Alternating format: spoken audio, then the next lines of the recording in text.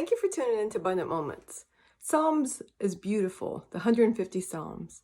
And when we begin to read those, it's amazing how sometimes we can see where the psalmist, whether it was David or someone else, we can see where they were downtrodden, they were upset, disappointed, they were going through a hard time at the beginning.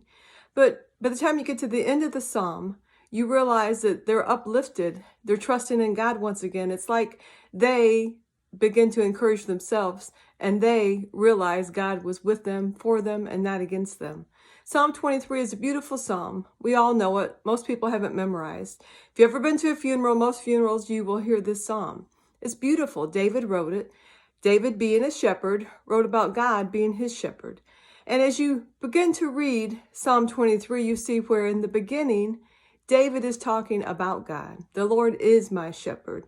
I shall not want. He makes me to lie down in green pastures. And he goes on and he talks about God, about who he is. But then when you get right in the midst of it, then David begins to talk to God. You prepare a table before me in the presence of my enemies. You. And it's like David shifted as he began to talk about who God was to talking to God.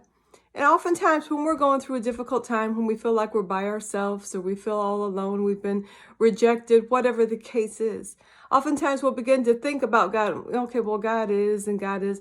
But then when we start talking to God, then we begin to see really who God is and our relationship with him. We realize that we are not alone and that surely he is there with us and surely he will provide and care, and he is our answer. So I want to encourage you today, when you're going through a difficult time, begin to read one of the Psalms and put yourself in that Psalm. And remember, God is there. Begin to speak not about God, but to God. Because as we talk to God, God is able to talk once again with us. He is able to encourage us. And we know that we are never alone. We know that God is always with us. Thank you for tuning in.